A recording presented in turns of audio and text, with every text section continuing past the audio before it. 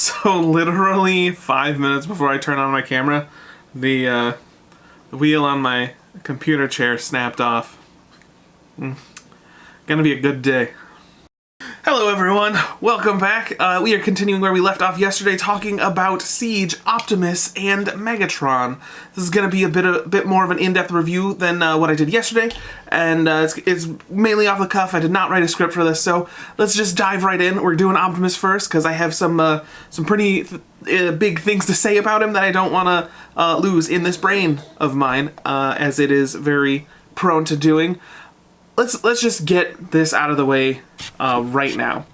This Optimus, this Voyager Optimus Prime right here, from how it's built, from how it's proportioned, to how it just evokes classic G1 Optimus Prime, this Optimus is the definitive replacement for Classics Optimus.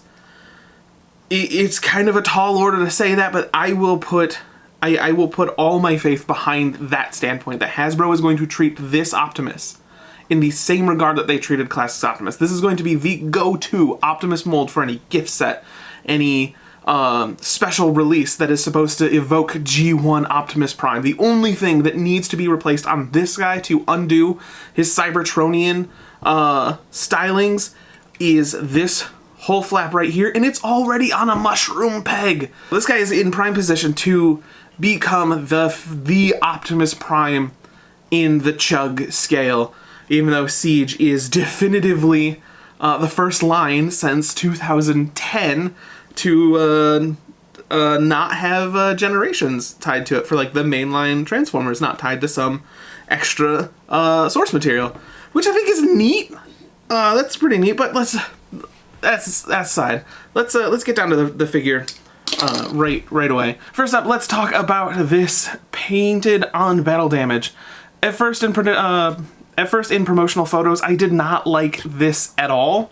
I thought it was garish, excessive, and the paint that they used for this easily could have been used elsewhere to make the figure pop just a little bit more. But given the theme of Siege and the fact that this is actually not very obtrusive, it doesn't stand out very much. It is going to give him a unique identity, especially given his Cybertronian look. But I actually don't hate it as much as I did, and they did the good graces of keeping it off his face, which I can't say for Megatron at all. But in this mode, his articulation is a little bit better than standard, as Hasbro's been pretty good about the standard, like 8 or 9 points of articulation over the last few years, and this does not disappoint. He's got forward hips, backward hips, knees, hips that rotate in 2 different spots, which is great. Ankle tilt, an amazing ankle tilt. His arms go out that far with a little door that opens up so that gets out of the way. Bicep swivel, bicep, elbow, 90-degree elbow, and wrist action, which is great. He's got a ball jointed head, and if you make him look up a little bit, it does de-transform him a bit, but that's not that big a deal. And surprisingly, waist. His waist does look a little out of place when you get it a little more than a few degrees off, which is not that big a deal given how great the rest of this guy is. And I do gotta point out his knees being amazing. The sad thing about how good these knees are that there's no forward or back tilt on his feet, so you don't really get much use out of that super, super deep knee bend, which sucks. I'm going to do my normal thing of not particularly showing the transformation, but maybe taking a minute to talk about some extra little bits that I do really enjoy. So let's transform him right away. Actually, no, I have to stop because this bit right here in his back, the back of his shins, this is actually a little door that's not necessary to do that, and it covers up all that gap right there. Yeah, real nice. All right, let's get his transformation underway. Bam! Oh, look at that truck mode. Like I was saying, to get the perfect G1 Optimus Prime out of this guy, it only is going to take minimal retooling, just doing something about this this overbrow up here and then maybe tone down these side lights, and you've got yourself a very, very convincing G1 Optimus Prime. Like I'm not the I'm not a G1 purist by any standard, but like I can easily see what they were going for this guy. And in this mode, his battle damage is almost gone. The only remaining bits are right here on the shoulders that are still exposed in this mode. And oh, they did such a good job with this transformation. There's only one sour point in the entire transformation, and that is these flaps right here that kind of cover up, let's undo that, that kind of cover up this gap. The main reason is because they're so hard to get into unless you have like some really tough nails or even a tool to get in there. I actually had to use an X-Acto knife in there the first time to get them to separate. Awkward jump cut. So that was kind of like the the worst of it entirely. But there is something special about this guy. So down here on the bottom, see these little gray tabs right here. The wheels can actually peg in like the stock standard like hover car wheel set. There we go. This has to be intentional. It looks too much like how the actual War for Cybertron game handled the hovering vehicles for this not to be intentional. This is great. But onto his accessories, you get your standard ion rifle. There is nothing special or better about this ion rifle than any others. It does have a 5mm peg hole on the top to match the play pattern of Siege so far, and he also comes with this axe. This axe is goofy, it's really thick, it's needlessly large, but it does transform, which is great. I love stuff that does that, transforms like this, and I don't know, I say you can get away with calling this a mace if you wanted Optimus to be more of a cleric than a warrior, and then it even folds up even further to become an even less convincing buckler that he can keep on his forearm. I like the effort of this. It's way more than it could have been. It could have been just a super lazy thing. The thickness of it is a little obtrusive, and I think it doesn't pull off the buckler as well, but I kind of dig it for what it is. And I remembered something else about the transformation. So there are these little doors right here that clamp around over this spot, and there's actually a little nub right here that folds over that you can just get your nail into and open it up no problem. That would have been, without that tiny bit of forethought, that would have been one of the most frustrating bits to deal with.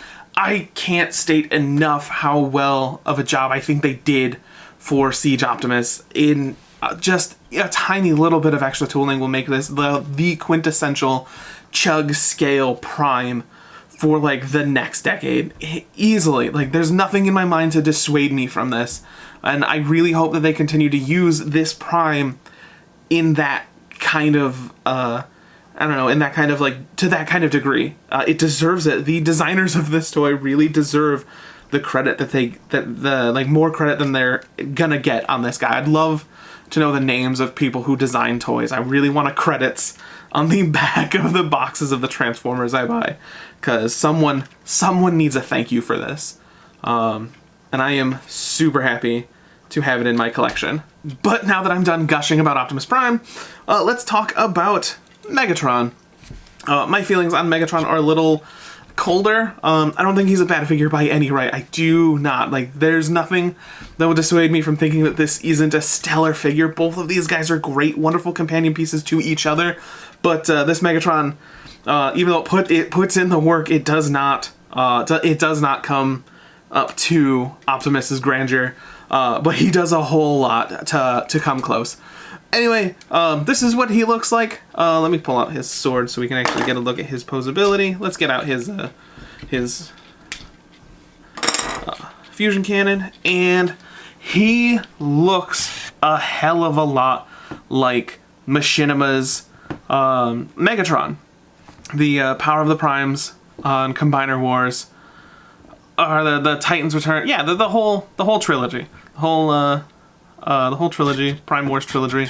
He looks a hell of a lot like that Megatron, and if that's their intention, Good job. One of the things I have seen a ton of in the stock photos of this guy, in his promotional images, stuff like that, is that his head is really, like, seated in his neck, and it looks terrible. It looks like he has no neck, but like the whole head is on this little platform for transformation that if you put too much up is absolutely terrible, but like it's kind of variable. There's no place for it to actually lock in, but it doesn't ever look as bad as you want it to. As long as you manage that in playing with him, it's super easy for him to really like look into his own collar. Like, man, maybe his nose is cold and he wants to use his built-in scarf, what have you. But it's not a bad thing at all. His articulation is a little, in only one regard, less than Optimus's. He accomplishes absolutely everything Optimus's posability does. The transformation of him does not inhibit any of his joints at all. You've got the ball jointed head that on this little platform you can get a little extra out of if you need it. Shoulders go out to there. They go all the way around. You can just take my word for it. Bicep swivel that is right above the elbow. And the weird thing about his elbow is that because of the transformation, there's a detent. That means it's either super duper straight or right about there. There's no in between for that. So like his kind of natural posing makes him look way more aggressive than if you just wanted him to look kind of natural. He has no wrist. It's on this little door for transformation. He does have a waist swivel. Boom. Legs go out. 90 degrees. Full 90 degrees on the hips. Full 90 degrees on the knees. And he's got pretty rockin' ankle tilts. No forward to back on the ankles, which is a shame. He feels like he really needs it a lot more than Optimus. Cause like, okay, this is weird, and I posted about this on social media along with most of the stuff that I'm currently reiterating in video form.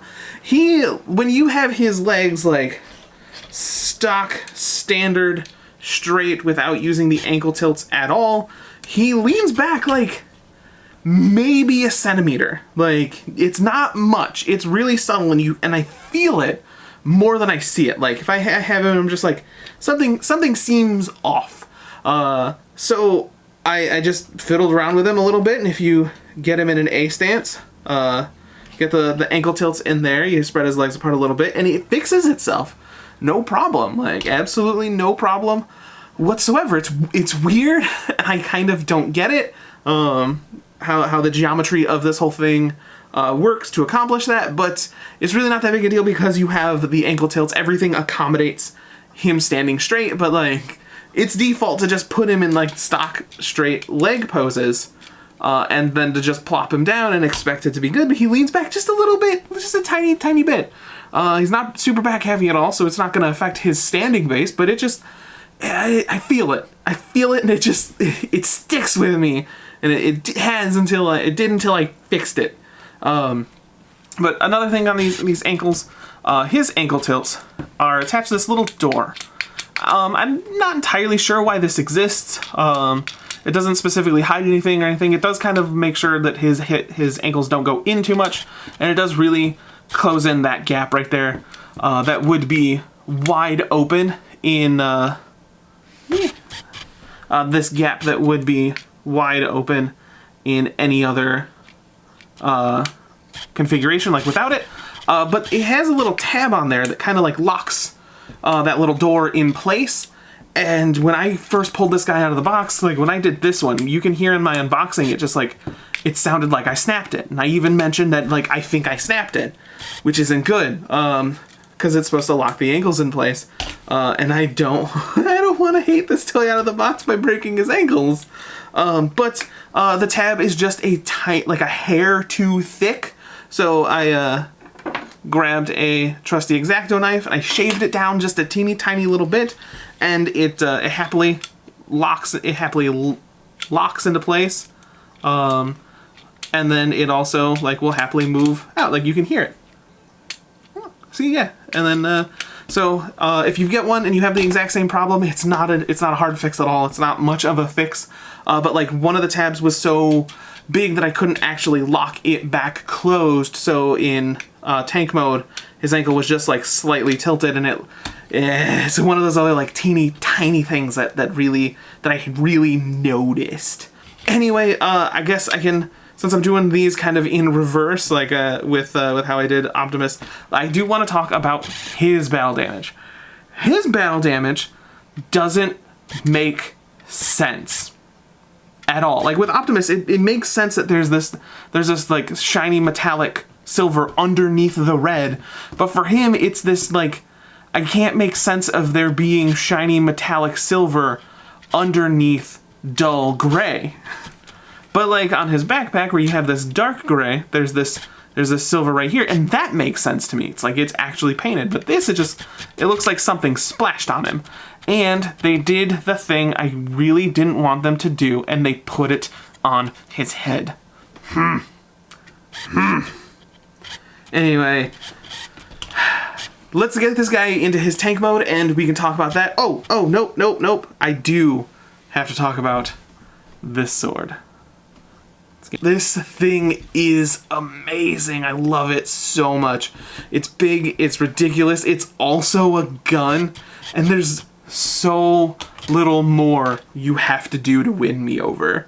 Just have a big, ridiculous melee weapon that still looks like a melee weapon, because like the axe doesn't really look that much like a melee weapon. This sells me on it being a sword, a ridiculous big ol' honking blade.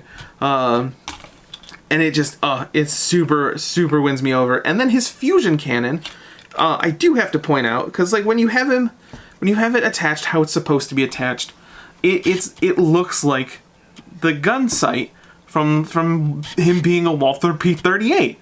But if you were to turn it around and attach it, this part gets exposed in tank mode, and it's got all this like sculpted Cybertronian detail. It's like a super subtle touch that I haven't seen from Hasbro in so long that works super duper well for this guy. Man, they did a good job. They did a good job on these toys. Anyway, onto the transformation. Good news about his transformation is that you do not have to take the fusion cannon off to transform him. The only thing you have to remove is his sword, which is phenomenal. I'll be right back. See you in a bit. Alright. When transforming him, make sure you flip up this tiny bit on the back of his shoulders. I forget this every single time, and it does cause a single tiny problem down the line when attaching the sword as the rest of the gun barrel. So, alright, back to transforming. And final touch is just sliding that sword in. Plugging it in, and there you have Megatron's new tank mode. This, for Cybertronian H-Tank, a thing that I have loathed for quite a while, because every tank transformer for so long was a Cybertronian H-Tank.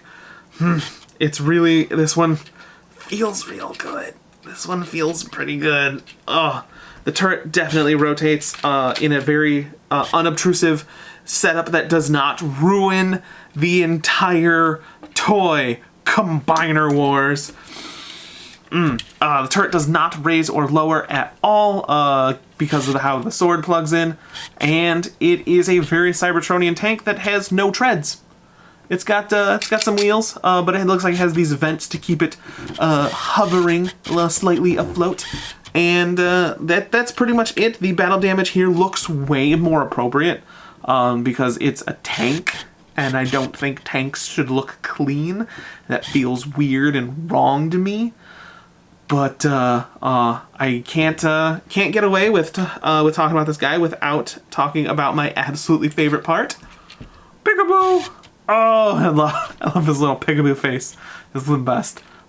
My overall thoughts on Megatron are that he doesn't stand up to Optimus. Optimus is the clear superior figure out of these, in my opinion, but he is such a good piece. He outsizes, outcapacities Optimus to so much, and even though I really love how much Optimus kind of condenses down into this smallish truck, I really appreciate like this nice chunky tank that Megatron becomes. Ooh, he looks so good. He looks so good.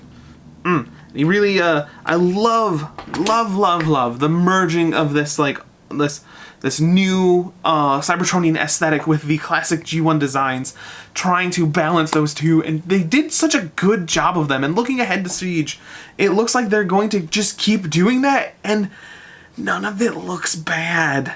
Like, every single line, you'll see like figures that are like, these are must-haves, these are must-haves, and then you'll see other figures that are just like, that's not gonna be good. That's I'm just a no from me, dog.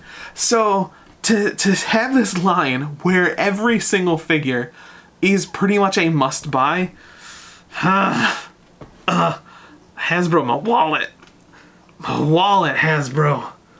Ugh. Anyway, those are my baseline, off-the-cuff opinions of Siege, Optimus, and Megatron. I will 100% stand by all of the positive things I said about Optimus, and I really hope it doesn't overshadow that Megatron is a good figure. They're solidly built. I'm just gushing. I'm just gushing now.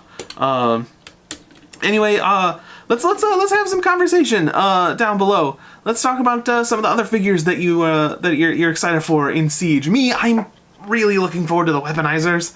All of them. As much as I want to get some little dudes for Metroplex, Trypticon, and Fort Max, I really want to take them apart and turn them into weapons, because something about that deep down really appeals to me. To just rip your buddy apart and use his limbs as guns and stuff. Man can dream.